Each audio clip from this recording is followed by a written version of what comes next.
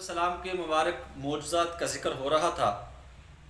آپ علیہ الصلوۃ والسلام کا معجزات میں سے ایک معجزہ شق القمر، چاند کے دو ٹکڑے کرنے کا بھی ہے کہ جب آپ علیہ الصلوۃ والسلام نے دعوت و تبلیغ کا کام شروع کیا تو مشرکین مکہ نے نبی علیہ الصلوۃ والسلام کے اوپر الزام لگانا شروع کر دیا کہ اللہ نے انہی کو نبی بنا کر بھیجنا تھا، اللہ رب العزت نے اگر نبی بنانا تھا تو کسی فرشتے کو بنا دیتے۔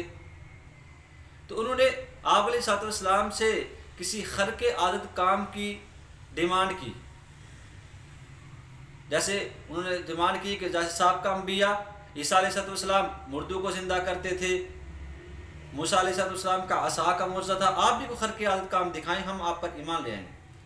تو اللہ کے نبی صلی اللہ علیہ وسلم نے اللہ کے حکم کے ساتھ چاند کی طرف یوں دیکھ کر انگلی کا اشارہ فرمایا، اور دیکھنے والوں نے دیکھا کہ آپ علیہ الصلوۃ والسلام کی انگلی مبارک کے اشارے سے چاند دو ٹکڑے ہوا، الگ الگ دونوں ٹکڑے ہوئے، اور پھر کچھ دیر یوں ہی رہا، پھر واپس آ کر اپنی جگہ پر دونوں ٹکڑے آپس میں مل گئے۔ یہ بھی نبی علیہ الصلوۃ والسلام کا معجزہ ہے۔ اقتربت الساعۃ وانشق القمر۔ آپ علیہ الصلوۃ والسلام مسجد نبوی کے اندر ایک درخت کے ساتھ، کھجور کے تنے کے ساتھ ٹیک لگا کر جمعہ کا خطبہ دیا کرتے تھے۔ کچھ عرصے کے بعد آپ علیہ الصلوۃ والسلام کے لیے ممبر تیار کیا گیا۔ جب ممبر تیار ہو گیا تو آپ علیہ الصلوۃ والسلام نے ممبر پر بیٹھ کر خطبہ دینا شروع کر دیا، اور حدیث پاک میں آتا ہے کہ صحابہ اکرام رضوان اللہ اجمعین نے بیان فرمایا کہ وہ کھجور کا تنا اس طرح بلک بلک کر رونے لگا، اس طرح رونے لگا جیسا ایک چھوٹا بچہ بلک بلک کر روتا ہے، اور تب تک روتا رہا جب تک نبی علیہ الصلوۃ والسلام نے جا کر اس درخت کے اوپر اس کھجور کے تنے پر ہاتھ نہیں رکھا اور اس کو اپنے سینے سے نہیں لگایا، تب تک وہ روتا رہا۔ جب آپ علیہ الصلوۃ والسلام نے اس کو اپنے سینے سے لگایا، اپنے جسم مبارک کے ساتھ مس کیا، پھر اس کو اطمینان ہوا اور سکون ہوا اور چپ ہوا۔ یہ آپ علیہ الصلوۃ والسلام پہ، اور آج تک وہ تنا مسجد نبوی کے اندر آج بھی وہ موجود ہے۔ آپ علیہ الصلوۃ والسلام کے معجزات بے شمار، ہزاروں معجزات۔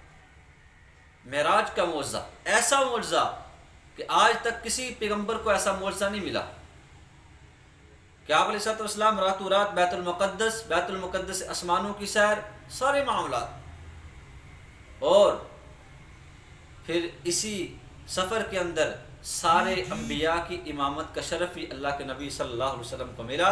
اسی وجہ سے آپ علیہ الصلوۃ والسلام کا لقب امام الانبیاء کا لقب بھی ملا۔ سارے انبیاء کی امامت بھی نبی علیہ الصلوۃ والسلام نے فرمائی۔ قرآن کا معجزہ، یہ ایسا یکتا، انوکھا اور لا ریب معجزہ ہے کہ یہ خود ساری دنیا کفر کو چیلنج کرتا ہے کہ اس جیسی 10 آیات لے کر آؤ، پھر یہاں تک کہ ایک آیت کا چیلنج کر دیا کہ اس جیسی ایک آیت لے کر آؤ۔ جب مشرکین مکہ نے اعتراض کیا تو آپ علیہ الصلوۃ والسلام کا یہ معجزہ بھی، قرآن پاک کا معجزہ بھی اتنا پیارا اور لاریب معجزہ ہے کہ کوئی اس کا مقابلہ نہیں کر سکتا۔ تو اللہ رب العزت ہمیں نبی اکرم صلی اللہ علیہ وسلم کے مبارک معجزات کو سننے کی، پڑھنے کی شوق کے ساتھ توفیق عطا فرمائے۔ کائنات حسن جب پھیلی تو لامحدود تھی، کائنات حسن جب پھیلی تو لامحدود تھی، جب سمٹی تو آپ کی ذات بن کر رہ گئی صلی اللہ علیہ وسلم۔